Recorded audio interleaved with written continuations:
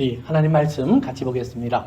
하나님 말씀은 마가복음 14장 32절부터 42절까지 있는 말씀입니다. 그들이 겟세마네라 하는 곳에 이름에 예수께서 제자들에게 이르시되 내가 기도할 동안에 너희는 여기 앉아 있으라 하시고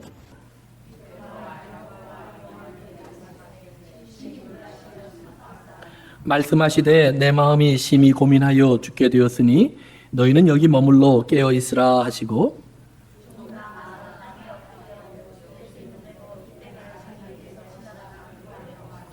이르시되 아빠 아버지여 아버지께는 모든 것이 가능하오니 이 잔을 내게서 옮기시옵소서. 그러나 나의 원대로 마시옵고 아버지의 원대로 하옵소서 하시고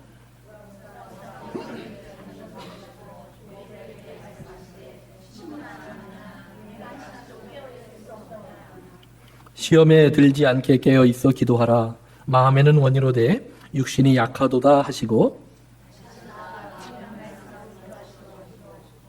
다시 오사 보신즉 그들이 자니 이는 그들의 눈이 심히 피곤함이라. 그들이 예수께 무엇으로 대답할 줄을 알지 못하더라.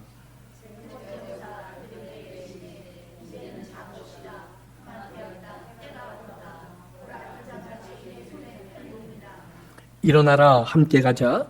보라 나를 파는 자가 가까이 왔느니라. 아멘. 지난 주간에 우리가 예수님께서 겟세마네 동산에서 기도하시다가 붙잡히시는 내용을 보았습니다. 그 겟세마네 동산에서 예수님을 붙잡을 때 성경에 보면 두 종류의 칼이 등장합니다. 하나는 예수님을 지키겠다는 칼이고 또 하나는 예수님을 잡아가겠다는 칼입니다. 그런데 우리가 성경을 읽다 보면 예수님은 그 두 개의 칼 다를 잘못된 것이라고 지적을 합니다. 예수님을 지키겠다는 베드로의 칼을 예수님은 베드로야 그런 칼을 붙잡고 있으면 너 망한다 그렇게 얘기해 주셨습니다. 또 예수님을 잡으러 온 칼에 대해서도 예수님 말씀하십니다. 예수님이 그들에게 말씀하시기를 내가 오늘 낮에도 성전뜰에서 사람들을 만났고 말씀을 가리켰는데 너희들이 나를 잡으려고 하지 않더니 이 늦은 밤에 마치 강도를 잡는 것처럼 도둑을 잡으러 온 것처럼 나를 잡으러 왔구나. 이렇게 갑자기 한밤중에 저들이 예수님을 잡으러 들이닥쳤습니다. 예수님이 그들에게 말을 합니다. 내가 강도니? 내가 도둑이니? 너희들이 왜 이렇게 나를 잡으러 왔니? 예수님은 분명히 그들에게 말씀해 주셨습니다. 내가 이 땅에 온 것은 잃어버린 자들을 찾으러 왔다고 하나님의 아들로서 저들을 구원하러 왔다고 말씀하셨습니다. 예수님은 그들과 대화하면서 끊임없이 예수님이 하나님의 사람인 것을 보여주셨고 증거하셨습니다. 사람들의 입술에서 예수님을 향해서 다윗의 자손 메시아여, 즉 구원자여 라고 말할 수밖에 없는 많은 일을 행하셨습니다. 그 어떤 것으로도 그들이 예수님을 도적이요 또는 강도라고 말할 수 없도록 예수님은 행동하셨습니다. 그럼에도 불구하고 저들은 예수님을 강도요 도적이라고 정의합니다. 그 이유는 한 가지입니다. 예수님을 그대로 내버려 두면 자기들이 가지고 있던 자기들의 삶의 보물들을 잃어버릴 수밖에 없는 일들이 점점 만들어지고 있기 때문입니다. 예수님을 잡으러 온 사람들의 중심에는 대제사장들과 이스라엘의 지도자들인 장로들이 있었습니다.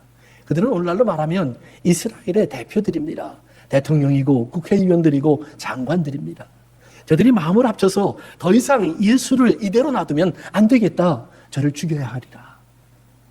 대제사장인 가브리엘이 그들 앞에 서서 그런 말을 한 적이 있었습니다. 지금 상황을 보니 우리가 심각한 상황이 벌어지고 있는데 이제 우리에게 선택은 둘 중에 하나입니다. 하나는 이대로 내버려 두었다가 밀란이 나면 로마의 군대가 쳐들어와서 우리를 다 학살하는 겁니다.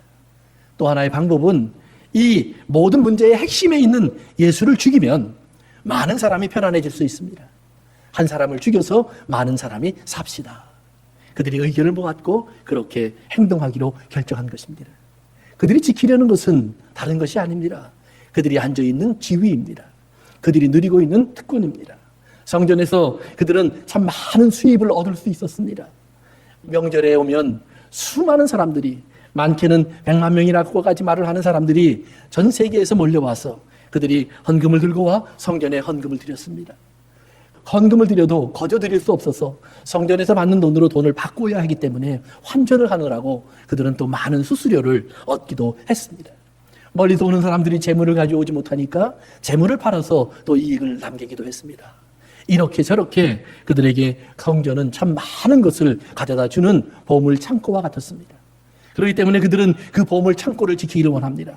이 아름다운 성전이 지어지고 있는데 혹시라도 로마 군대가 쳐들어오면 그 성전이 파괴될 수도 있습니다. 그러니까 그들에게 있어서 그들이 가지고 있는 좋은 것, 아름다운 건물, 높은 집이, 많은 수입이 생기는 이러한 일 모든 것들을 한순간에 앗아갈 수 있는 사람은 바로 예수님이었습니다. 그들의 삶의 위협을 느꼈고 그들은 예수님을 그들의 것을 도둑질하고 빼앗으려는 강도처럼 다루기 시작한 것입니다. 그들은 예수님을 죽이기로 결심합니다. 핑계는 좋았습니다. 이대로 가다가 밀란이 나면 로마가 결국은 군대를 보낼 것이고 우리가 이미 경험한 것처럼 그 결과는 얼마나 참담할까 그들은 걱정을 했습니다. 전쟁으로 인해서 황폐해질 나라를 걱정하는 듯한 모습을 보였습니다. 그러나 실제로 그들이 걱정한 것은 절대 그런 것이 아닙니다. 또한 예수님 스스로도 결코 그런 밀란의 주동자가 되지 않겠다고 여러 번 말씀하셨습니다. 제자들이 이것을 원하지만 그것이 아니라고 예수님은 제자들에게 말씀하셨습니다. 내가 온 것은 죽으러 온 것이지 세상을 뒤엎으러 온 것도 아니라고 분명히 말씀하셨습니다. 그럼에도 불구하고 저들은 예수님을 죽이기로 합니다. 그런데 하나님이 그 예수님을 죽이기로 한 그들의 결정을 놓고 한 가지를 말씀하십니다. 저들의 대제사장이 일어나서 한 사람이 많은 사람을 위하여 죽는 것이 더 좋은 일이다, 우리나라에 유익된 일이라고 말한 것은 그것은 결코 우연이 아니다. 정말로 한 사람이 죽어 많은 사람이 구원을 얻어야 하는 길이 만들어져야 한다. 그것이 하나님의 뜻이라고 말을 합니다. 성도 여러분, 기억하십시오. 종종 이 땅에 악한 일들이 판을 치고 악한 자들이 힘을 갖고 있습니다. 그들이 세상을 지배하고 있고 다스리고 있고 권세를 차지하고 있습니다. 우리는 그 밑에서 참 가난하고 힘없는 자로 살아가는 것 같이 느껴질 때가 있습니다. 그런데 하나님은 종종 그 힘 있는 자들의 잘못된 마음을 사용해서라도 하나님의 뜻은 이루어 가신다는 말입니다. 우리가 성경을 통해서 알 수 있는 몇 가지 사건들이 있습니다. 예를 들면 이스라엘이 애굽에서 나올 때의 일입니다. 애굽에서 나올 때 하나님은 이스라엘을 그저 다 한 손에 움켜쥐어서 이렇게 옮겨주지 않았습니다. 10번이나 재앙을 내려서 그 재앙 속에서 애굽이 항복을 하게 하고 겨우 이스라엘을 건져냅니다. 왜 그렇게 하실까요? 한 번에 하면 될 일인데. 그런데 성경은 말합니다. 그 10번의 과정이 있었기 때문에 이스라엘이 하나님의 말을 듣습니다. 하나님의 말을 들을 수 있는 이스라엘을 만들기 위해서 하나님은 10번의 그런 능력을 행하셔야 되는 시간을 기다리신다는 말입니다. 왜 광야에서 40년이라는 시간을 하나님은 낭비하십니까? 한 번에 이스라엘을 옮겨버리면 될 일을 어차피 구원할 건데. 그런데 문제가 있습니다. 어차피 구원할 것 같지만 이스라엘의 마음속에 40년이 지나고 나면 하나님, 우리가 하나님의 말씀을 듣겠습니다 라는 고백이 나오는데 40년 전에는 조금만 어려워도 불평과 원망을 하는 사람들로 그들은 살았다는 말입니다. 하나님을 따라오다가도 조금 어려운 일이 생기면 뒤돌아서서 다른 신이 없는가, 다른 신을 찾는 사람들이 되었다라는 말입니다. 사랑하는 성도 여러분, 그 악한 사람들의 마음을 하나님은 바꾸시는 시간을 40년을 가지셨습니다. 종종 우리 속에 그런 일들이 있습니다. 악한 자들, 잘못하는 자들, 그리고 우리를 힘들게 하는 자들. 예수님이 돌아가신 후에 예수님의 제자들을 힘들게 했던 사람들도 있습니다. 누명을 씌워서 감옥에 가두었고 예수님을 죽이는 일들도 아주 많이 일어났습니다. 우리가 잘 아는 대로 황제의 박해 사건은 아주 유명한 사건입니다. 예수 믿는 사람들을 예수 믿는다는 핑계 하나로 못 박아 죽였고 십자가에 매달아 불태워 죽였습니다. 짐승의 밥으로 만들었고 검투사들의 칼과 창에 밥으로 만들어 죽였습니다. 얼마나 참혹한 죽음이 그렇게 많이 있었는지 모릅니다. 그런데 그때에도 성경은 그렇게 말을 합니다. 그걸 통해서 하나님의 일들이 이루어진다. 하나님의 일들이 왜 그렇게 이루어져야 합니까? 나도 모릅니다. 그러나 성경에는 그렇게 기록되어 있습니다. 하나님의 길은 그렇게 이루어져야 한다고. 하나님의 일은 하나님이 승승장구하는 모습으로 이루어지는 것이 아니라 그런 악한 자들이 힘을 얻고 악한 자들이 더 강한 자가 되고 예수를 사랑하는 사람들을 박해하고 핍박하는 가운데 하나님의 뜻이 이루어져서 오히려 온 세상에 하나님의 뜻이 전파되는 일들이 만들어진다고 말을 합니다. 그렇기 때문에 우리는 오늘을 살면서 항상 기억해야 합니다. 시간이 지날수록 미국이라는 나라가, 한국이라는 나라가, 이 세상이 기독교의 호의적이 될 것이라는 생각은 버리셔야 합니다. 성경이 분명히 말하는 것처럼 점점 더 악한 일이 많아질 겁니다. 단순하게 예수를 믿는다는 사실 때문에 성경에 기록된 대로 보면 나중에는 상거래를 하기도 어려울 때가 온다고 성경은 기록하고 있습니다. 얼마나 힘들고 두려운 일인지 모릅니다. 그런데 그렇게 되면 단순하게 어려움만 있는 것이 아니라 하나님의 재림, 예수님이 다시 오실 날도 그만큼 가까워진다고 성경은 말을 합니다. 사랑하는 성도 여러분, 우리가 이해할 수 없는 일들이 벌어집니다. 예수님을 향해 이 세상의 사람들이 악한 일들을 합니다. 잘못 없는 예수님을 십자가에 못 박게 내버려 둡니다. 그러한 과정들을 통해서 하나님은 말씀하십니다. 저들의 그 악함으로 이루어지는 하나님의 뜻으로 인하여서 그 하나님을 모르던 오늘 여러분과 저와 같은 사람들에게 구원의 은혜가 찾아가게 된다고요. 저들이 생각하지 않았던 사람들의 마음속에 예수 그리스도가 심어진다고요. 우리가 알고 있는 이 땅의 많은 것들, 사랑하는 성도 여러분, 기억하십시오. 그저 그대로 하나님께서 모른 척 내버려 두시는 것이 아닙니다. 하나님은 하나하나 모든 것 속에 하나님의 뜻을 이루시기 위한 귀한 계획과 지혜를 가지고 이를 성취해 가시는 하나님인 것을 믿으셔야 합니다. 하나님은 실패하지 않을 겁니다. 하나님은 절대로 그래 내가 무능했다 이렇게 말하지 않을 겁니다. 너희들이 몰랐겠지만 나는 그렇게 일을 했다라고 말을 합니다. 기독교 역사 속에 우리가 어떻게 보면 가장 좋았던 일 중에 하나가 로마의 황제가 결국은 기독교를 공인하며 기독교를 받아들인 겁니다. 그 순간 기독교는 큰 변화를 얻게 되었습니다. 어제까지만 해도 예수를 믿으면 감옥에 갇혔는데요. 오늘은 예수를 믿으면 대우를 받습니다. 어제까지도 말씀을 가리키면 그 사람들은 그 군대의 체포작전의 표적이 되었는데 오늘은 오히려 월급을 받게 되고 좋은 옷을 지급받고 집을 갖게 되고 그리고 높은 지위를 얻게 됩니다. 하루아침에 로마에서 기독교를 믿는 사람들의 신분과 말씀을 가리키는 자들의 신분이 바뀌어졌습니다. 건물이 주어졌고요. 지위가 주어졌고요. 재산이 주어졌고요. 그리고 물질이 생기기 시작했습니다. 기독교의 역사를 보면 그것이 기독교의 큰 불행 중에 하나입니다. 자유로워졌으니까 마음대로 예수를 믿게 됐으니까 아니요. 어느덧 교회는 왕의 말에 좌우되는 교회가 되었습니다. 그때부터 수백 년 동안 교회의 역사는 로마의 황제에 의해서 모이라고 하면 모였고 흩어지라고 하면 흩어졌습니다. 황제가 갈라지면 교회도 갈라졌고 황제가 싸우면 교회도 싸웠습니다. 사랑하는 성도 여러분, 칼을 들면 망한다고 했는데 그때부터 교회는 끊임없이 황제의 칼을 들고 얼마나 많이 휘둘렀는지 알지 못합니다. 많은 사람이 예수를 믿게 된 것처럼 말을 하고 있지만 얼마나 많은 사람이 그것 때문에 교회를 떠났는지도 모릅니다. 기독교의 역사에 가장 큰 불행한 사건 중에 하나가 그래서 십자군의 운동입니다. 예루살렘을 회복하겠다고요. 모슬렘권들이 예루살렘을 점령하자 기독교의 고향과 같은 그 땅을 회복하겠다고 군사를 일으켜서 그리스를 지나 터키를 건너 레바논과 시리아를 지나 예루살렘으로 쳐들어갔습니다. 그 과정 속에서 교회는 지나가는 곳마다 약탈자가 되었습니다. 하나님의 복음을 남기는 사람들이 아니었습니다. 사람을 죽였고 건물을 파괴했고 재산을 빼앗았고 어린아이와 여인들을 힘들게 했고 수많은 눈물을 그 땅에 뿌려놓았습니다. 결과가 무엇인 줄 아십니까? 오늘 처음 교회가 세워졌던 곳들마다 그들이 지나갔던 곳들마다 다 이슬람의 깃발이 올라가 있습니다. 왜 그들이 교회를 버리고 그리로 갔을까요? 예, 교회가 든 칼을 보았기 때문입니다. 교회가 칼에 맞을 때는 로마의 황제의 궁궐까지 복음이 들어갔습니다. 교회가 감옥에 갇힐 때에는 그를 감옥에 가둔 간수장의 집안까지 복음이 들어갔습니다. 교회가 돌을 맞을 때에는 돌을 던진 사람들이 다시 가슴을 치면서 우리가 어떻게 하면 하나님께 돌아갈 수 있을까? 우리가 죽인 사람의 하나님을 우리가 만날 수 있을까? 그들이 문을 두드렸지만 교회가 칼을 든 다음부터는 오히려 이 세상은 교회를 차갑게 보기 시작합니다. 두려워 교회를 나오는지는 모르지만 그러나 얼마 지나지 않아 교회는 버림받게 되었습니다. 가끔 군대에서 사역을 하는 군목들의 이야기를 들어보면 재미있습니다. 사단장님이 교회를 나오면요, 대대장도 나오고 연대장도 나오고 소대장도 나오고 다 나온답니다.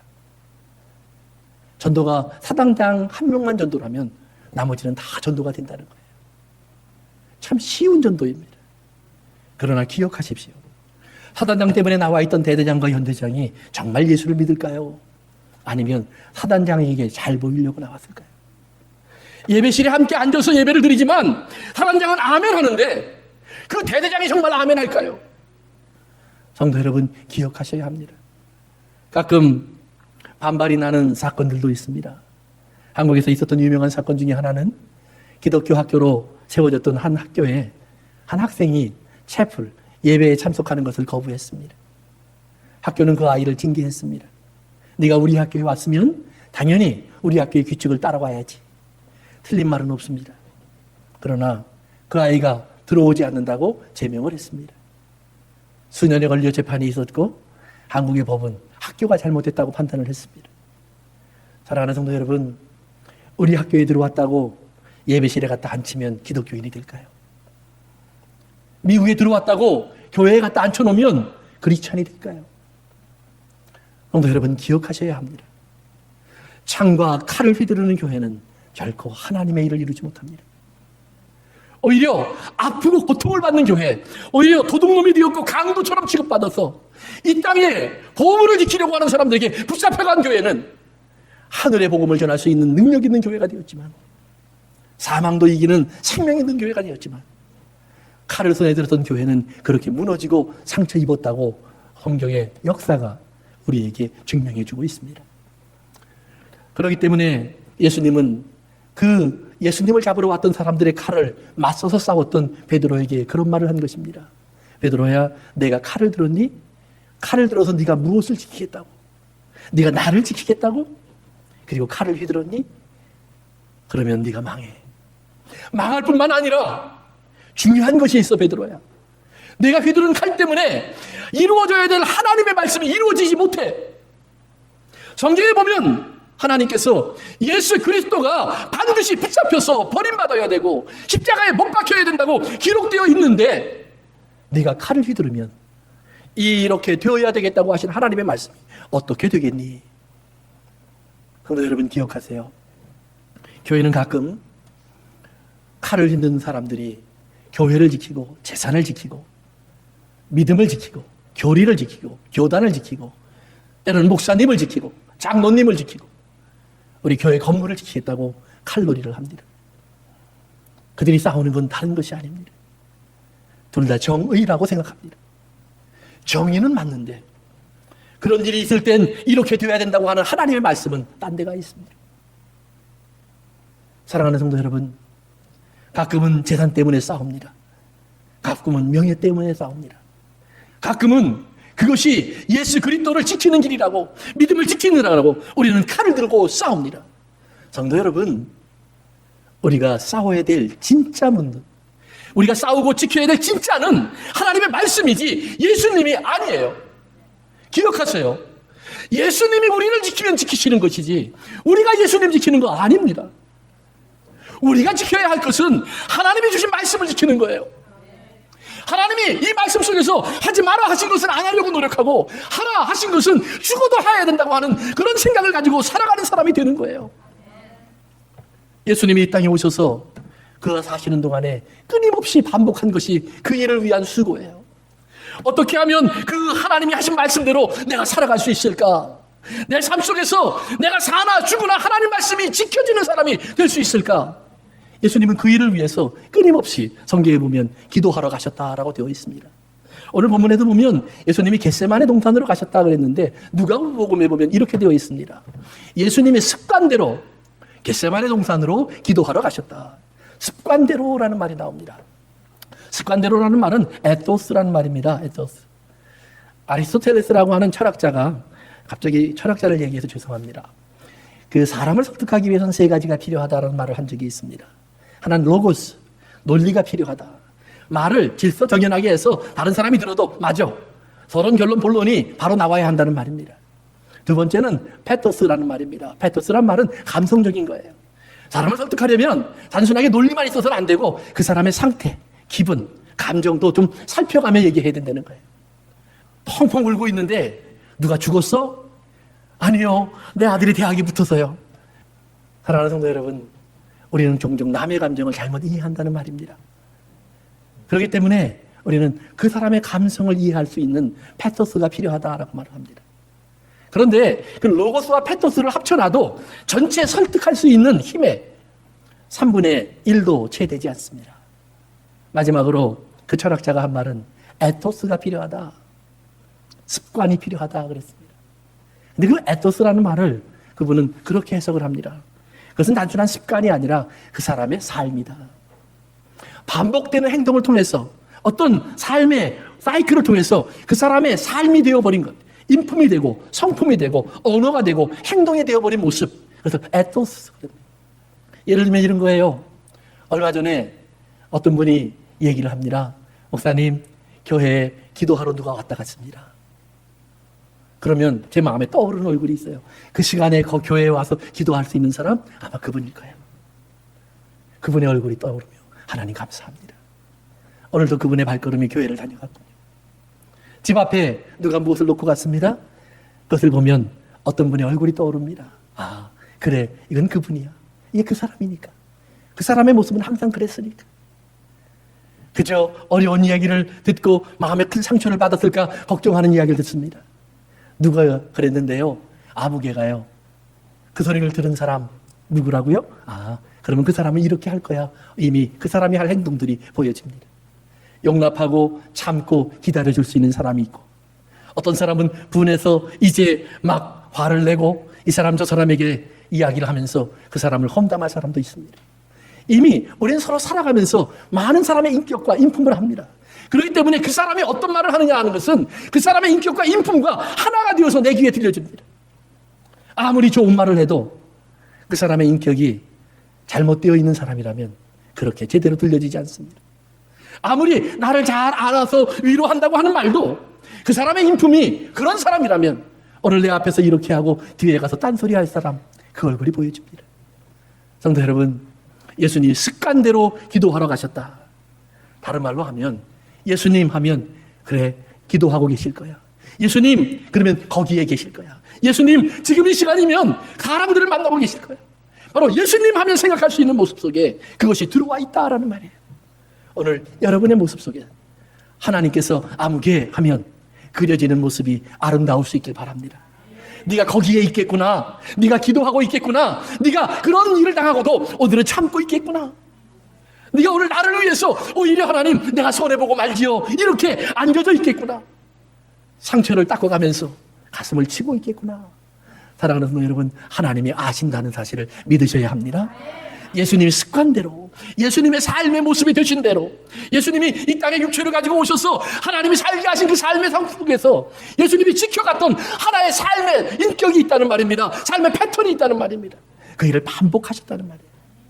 그래서 성경은 곳곳에서 예수님이 어떤 일이 있으면 혼자 조용히 기도하러 가셨다라는 이야기가 기록되어 있습니다. 그런데 혼자 가는 곳, 항상 기도하러 가는 것을 성경은 광야라고 말을 합니다. 메마른 땅, 사람들이 없는 곳, 삭막한 곳, 힘든 곳, 춥고 더위가 있는 곳, 벌레들이 있고 들짐승들만 있는 곳. 그런데 그곳에 가면 안 들려지는 게 하나가 있습니다. 사람들의 소리입니다. 여러분, 사람들의 소리가 참 좋은 소리인 건 맞습니다. 그러나 또한 기억하세요. 책임 없는 소리입니다. 제가 여러분들에게 아무리 좋은 말을 해도요, 저는 내 말에 책임을 제대로 못 져줍니다. 목사니까 노력하겠지요. 할 수 있으면 지키려고 애쓰겠지요. 그러나 나는 내 말에 책임을 못 져줍니다. 능력이 없습니다. 그런데 광야에 가면 들려지는 소리가 있습니다. 하나님의 소리입니다. 사람의 소리가 다 막히면 이제 비로소 우리에게 찾아 들려오는 조용한 소리가 있다는 말입니다. 그래서 하나님의 소리는 분주한 마음에 잘 들려지지 않습니다. 내가 막 분주하고 급하고 막 언절부절하고 있을 때 하나님의 소리가 딱 들려서 아, 하나님 그렇게 하라고요? 알겠습니다. 이러면 얼마나 좋아요.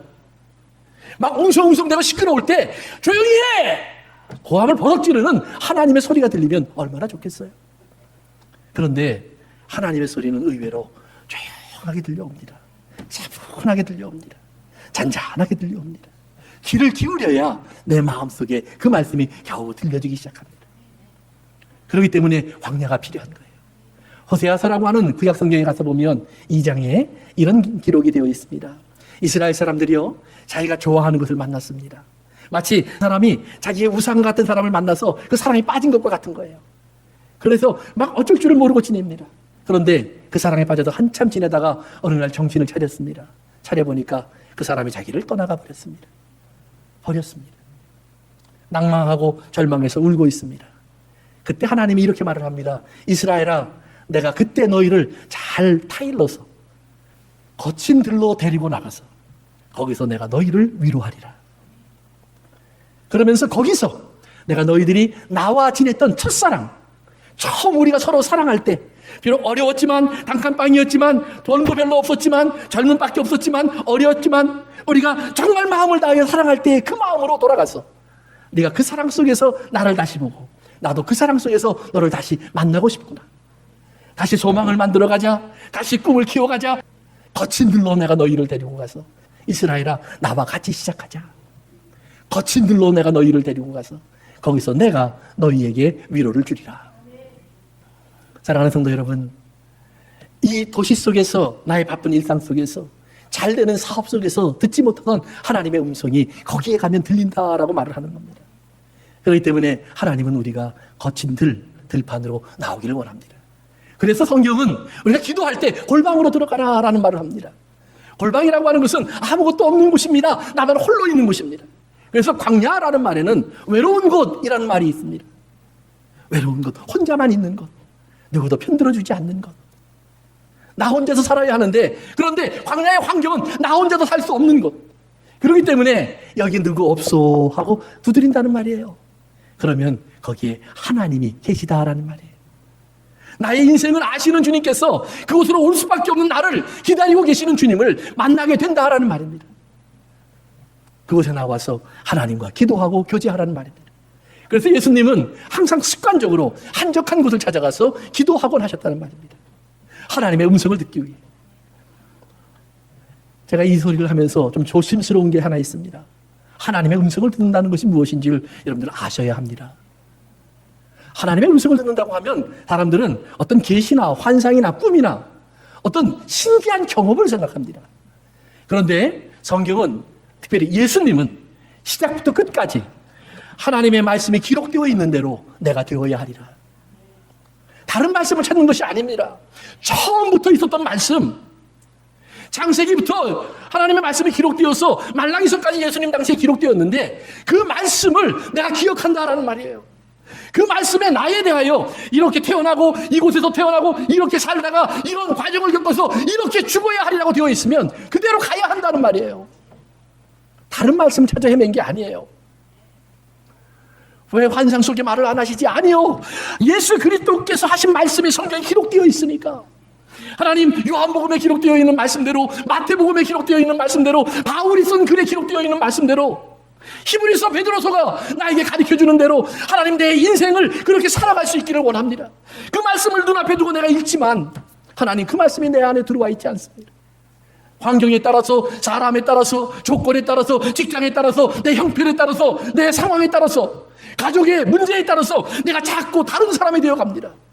그러나 그때에 여러분이 한적한 곳을 찾아가서 홀로 기도할 수 있는 시간을 내어서 새벽에 한밤중에 사람이 없는 곳에 남편과 아이들로부터 내가 자유로울 수 있는 시간에 혹은 벽장에 들어가서 조용히 하나님 앞에 기도하시면서 하나님 말씀에 뭐라고 기록되어 있는지를 묵상해 보시기 바랍니다. 다른 소리를 듣는 것이 아니에요. 여러분, 다른 소리 좋아하면 반드시 유혹에 빠집니다. 반드시 사단에 걸려 넘어집니다. 그래서 제가 하나님의 음성 듣는다는 분들한테는 꼭 해주는 말이 있어요. 하나님의 말씀 속에 없는 이야기면 입을 다무세요. 하나님이 정말로 저 사람에게 가서 전하라고 하는 확신이 내 안에 없으면 함부로 전하지 마세요. 들으셨습니까? 그러면 그것을 가지고 기도하세요. 들으셨습니까? 그것을 가지고 섬기세요. 들으셨습니까? 그것을 가지고 그 사람에게 하나님의 뜻대로 대해주세요. 그런데 중요한 것은 내 생각과 내가 받은 환상과 계시를 말하는 것이 아니라 오늘 성경에 뭐라고 되어 있는가 기억해 보세요. 사랑하는 성도 여러분, 여러분이 나면서 죽을 때까지의 모든 일이 성경에 다 기록되어 있습니다. 한 절 한 절에 하나님의 말씀이 다 새겨져 있습니다. 예수님도 이 말씀만 붙잡고 가셨는데 왜 우리가 다른 말씀이 필요해요? 그렇기 때문에 이 성경에 없는 이야기를 함부로 하면 하나님의 생명록에서 지워지고 성경에 있는 이야기에 무엇을 더 해놓으면 재앙이 더할 수밖에 없다라고 하나님이 경고하시잖아요. 성도 여러분, 기억하세요. 예수님이 기도하면서 기억하려고 했던 하나님의 말씀은 하나님이 태초에 사람을 만드시면서 그 태초부터 계획하셨던 사람은 타락할 것이고 타락한 사람들을 위해서는 반드시 내 아들 예수가 죽어야 할 것이라고 하신 하나님의 계획을 잊지 않는 거예요. 마음에 새기는 거예요. 그렇기 때문에 오늘 예수님을 잡겠다고 칼을 들고 온 사람들 앞에서 예수님을 지키려고 칼을 뽑아든 베드로에게 그러면 네가 망해 라고 말씀을 하시면서 베드로야, 기억해봐. 네가 무엇을 지키려고 하니? 나를 지키려고? 내가 원하면 천사들이 12영도 되는 천사들이 수십만의 천사들이 움직일 수 있는 걸 모르니 나는 내가 지킬 수 있어. 아니, 내가 너도 지킬 수 있어. 그러나 그렇게 하면 이런 일이 있어야 하리라고 기록되어 있는 하나님의 말씀이 어찌해 되겠느냐? 하나님의 말씀이 어찌 되겠느냐? 성도 여러분, 하나님의 말씀은 이루어져야죠. 그래야 우리 주님이 다시 오실 날도 이루어질 거 아니에요. 우리 주님이 다시 오실 날이 이루어져야 새 하늘과 새 땅도 시작될 것 아니에요. 우리가 이 땅에서 바울이 말하는 것처럼 정말 어렵고 힘든 가운데서도 예배도 드리고 기도도 하고 섬기기도 하고 봉사도 하고 이런 사람들과 부닥치면서 낯선 사람들을 마치 형제와 자매라고 여기면서 이렇게 살아가려고 노력하는 이유는 하나밖에 없잖아요. 예수님이 부활하신 것이 참이고 예수님이 나를 위해서 죽으신 것이 맞고 그리고 다시 오실 것이 맞기 때문에 내가 그렇게 하는 것 아니에요. 바울의 말처럼 만약 부활이 없다면 그렇기 때문에 예수 믿는 사람처럼 불쌍하고 바보 같고 어리석은 사람은 세상에 없다. 사랑하는 성도 여러분, 둘 중에 하나라는 말이에요. 진짜 바보 같든지 아니면 정말 하나님을 믿기 때문에 오늘 정말 하나님을 믿기 때문에 그러한 사람이 되시기를 주님을 축원합니다. 예수님께서는 그렇기 때문에 습관적으로 한적한 곳을 찾아나가서 하나님께서 그곳에 나와서 들려주시려고 하셨던 하나님의 이야기를 다시 듣고 있다는 말이에요. 잊어버리지 않도록. 그날도 마찬가지입니다. 조금 있으면 칼을 들고 사람들이 올 겁니다. 예수님은 그때 그 1시간 전에 산으로 올라가 기도를 시작합니다. 하나님께 고백합니다. 하나님, 이런 일이 있어야 되겠다고 말씀하셨지요. 그런데 내가 감당하기가 너무나 부담이 됩니다. 하나님 말씀, 그것이 이루어지는 것이 쉬운 일이면 얼마나 좋겠습니까? 돌을 떡으로 만드는 것처럼 말 한마디로 되면 얼마나 쉽겠습니까? 죽은 사람을 살리는 것처럼 나사렛 예수의 이름으로 일어나라 해서 벌떡 일어나는 일이라면 얼마나 쉽겠습니까? 그런데 이것은 내가 죽어야 하는 일입니다. 그냥 죽는 것이 아니라 정말로 버림받고 침뱉음 당하고 채찍에 맞고 몽둥이를 맞고 그리고 십자가에 못 박혀 죽어야 하는 일입니다. 상상만 해도 주님 견딜 수가 없어요. 예수님의 고백이에요. 생각하는 것만으로도 마음이 쪼개지는 것 같고 감당하기가 너무 힘들어요. 죽을 것 같아요. 그렇지만 이것을 내가 마시는 것이 아버지 뜻이죠? 그러면 그대로 되기를 원합니다. 하나님의 말씀을 아는 사람만이 그대로 되기를 원합니다라고 기도할 수 있는 거예요. 우리가 그저 이렇게 해봐도 안 되고 저렇게 해봐도 안 되면 하나님 뜻대로 하세요 하는 포기의 기도가 아닙니다. 하나님 뜻대로 되시기를 원합니다라고 하는 기도는 오직 하나님의 뜻이 무엇인지를 확실히 알기 때문에 그것이 오늘 나를 십자가에 못 박는 일일지라도 확실히 알기 때문에 그리 하시옵소서라고 기도하는 거예요. 그렇게 기도하는 사람만이 그 길을 갈 수 있다고 주님 말씀해 주십니다. 베드로야, 이런 기도 게으리하면 넌 시험에 빠진다. 시험에 빠지니까 어떤 일을 해요? 칼 들고 활보하잖아요. 예수님 지키겠다고 칼 들고 횡보하잖아요. 휘두르잖아요. 예수님, 그의 보호가 필요한 것이 아니라 베드로가 예수님의 보호가 필요한데 어리석게 행동하잖아요.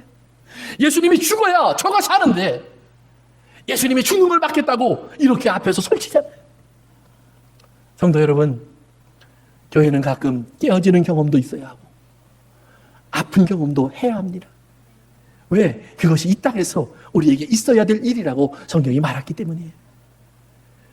분명히 우리가 아프고 눈물 흘리고 고통을 겪는 것 속에는 분명히 죄가 있습니다. 그러나 그 죄 속에서 우리가 깨달아야 할 것이 있습니다. 그것 때문에 십자가를 가신 주님이 있다는 사실을. 오늘 베드로에게 예수님이 말씀하시는 겁니다. 베드로야, 네가 나를 지키겠다고? 아닙니다. 예수님이 자기를 잡으러 온 자들에게 말을 합니다. 너희들이 나를 잡으러 왔으면 내 제자들은 가게 하라. 한 사람도 빼놓지 않고 다 갔습니다. 한 사람도 빼놓지 않고 다 도망갔습니다. 흩어졌고 사라졌습니다. 예수님 혼자 붙잡혀갔습니다. 그런데 예수님이 말씀하십니다. 베드로야, 흩어지겠지만 기억해라. 내가 너를 위하여 이미 기도했다. 그렇게 될 너를 위해서. 성도 여러분, 기억하십시오. 시험에 빠지고 넘어질 여러분들을 위해서 하나님이 기도하셨다는 말입니다. 그렇게 하면 시험에 든다고 졸지 말고 기도하라고 했는데, 눈이 무거워 잠에 빠진 제자들을 향해서 예수님이 에이구, 그러니 시험에 들지, 이렇게 말하시는 것이 아닙니다. 너희들이 아무리 원해도 육신을 가졌기 때문에 못할 때가 있다라는 것을 인정해 주십니다. 성도 여러분, 기억하세요. 내가 기도해서 깨어서 하나님의 말씀대로 살아서 실수하지 않는 사람이 되는 것이 아니라, 예수님은 말씀하는 거예요. 네가 기도하다가 깨어서 내 말씀대로 승리하는 사람이 되면 얼마나 좋겠니? 그런데 너는 종종 육신이 연약해서 그렇게 기도하지 못할 거야. 때로는 기도의 시간을 지키지 못할 거야. 때로는 기도의 장소로 가지 못할 거야. 때로는 어떻게 기도해야 될지를 잃어버릴 거야. 무엇을 기도 속에서 찾아야 할 줄을 찾지 못할 거야. 그런데 기억해, 네가 깨워야 될 시간이 되면 내가 깨워줄게. 놀라운 일이에요. 한 번 와서 자는 사람들을 깨워주셨는데요, 또 잤어요. 예수님이 와서요, 두 번째는 불쌍하게 보셨어요. 예수님의 인기척이에요. 깨우지도 않았는데 이번에는 베드로가 눈을 떴어요. 성경에 보니까 뭐라고 대답할 말이 없었다. 얼마나 당황했겠어요. 그런데 또 자요. 조금 있다 예수님이 다시 왔어요. 그러더니 또 자니? 이제는 그만 일어나지. 너희들이 잘 수 없는 시간이 왔다. 너희들이 두려워할 시간이 왔다.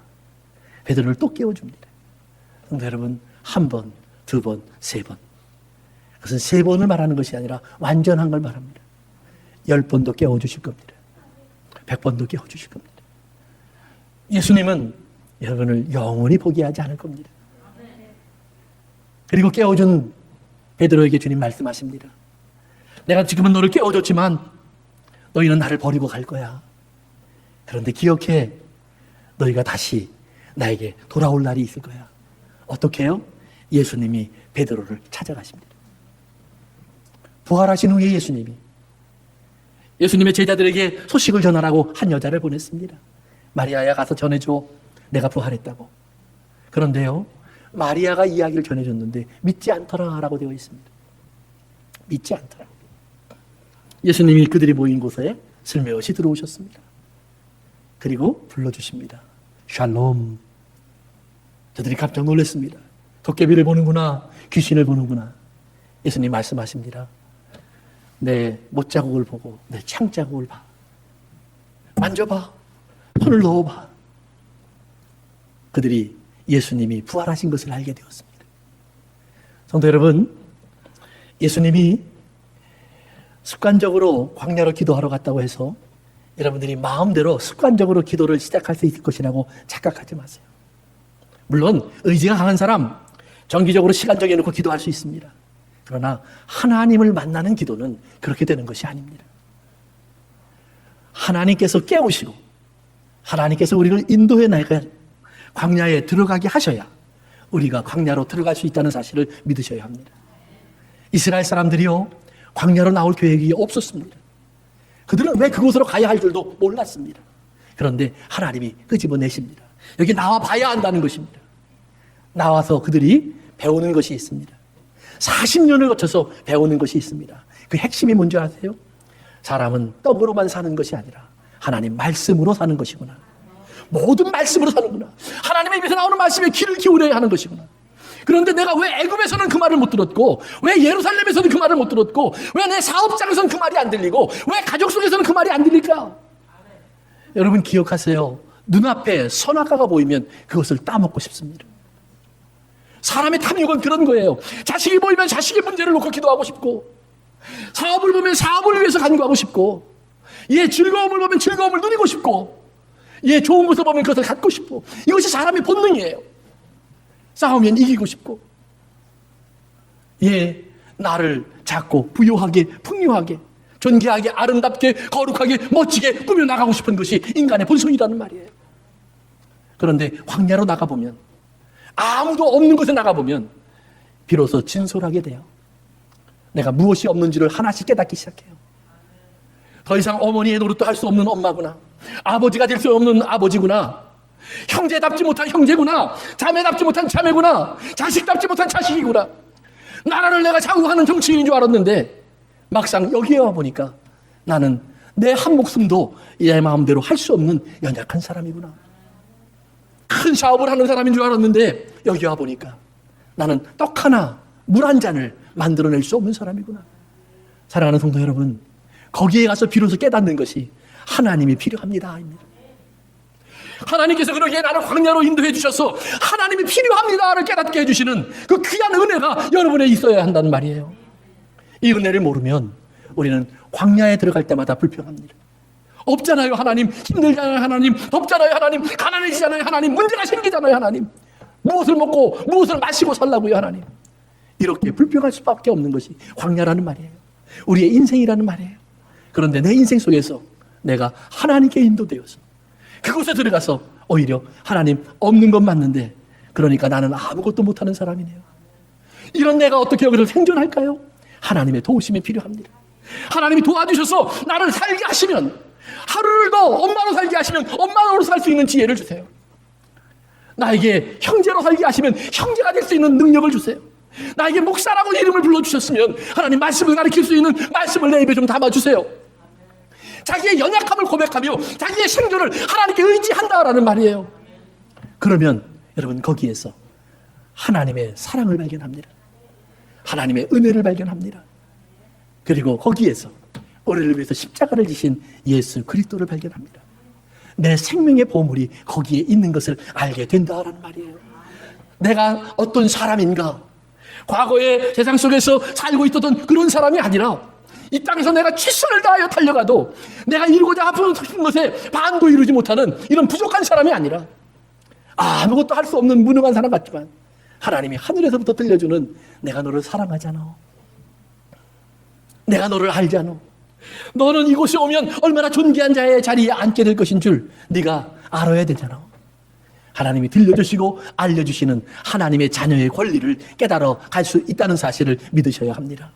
그곳에 가면 우리에게 들려지는 소리가 있다는 말입니다. 그곳에 가면 우리에게 보여지시는 하나님이 있다는 말입니다. 이 도시 속에서, 이 생활 속에서, 우리의 환경 속에서 우리가 보지 못했던 살아계신 하나님이 얼마나 가깝게 내 옆에 계시는 줄을 깨닫게 된다는 것입니다. 사랑하는 성도 여러분, 이 하나님을 아는 지식이 여러분의 삶의 진정한 보물이 되길 원합니다. 예수 그리스도가 우리의 보물이 되길 원합니다. 하나님의 말씀이 우리에게 보물이 되길 원합니다.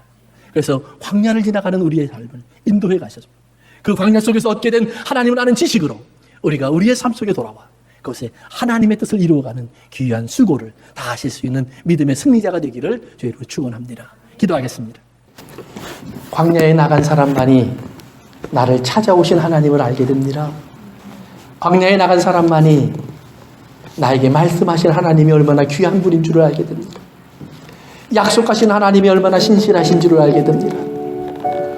예, 우리를 찾아오셔서 우리를 덮으시는 하나님의 은혜가 얼마나 큰 줄도 알게 됩니다.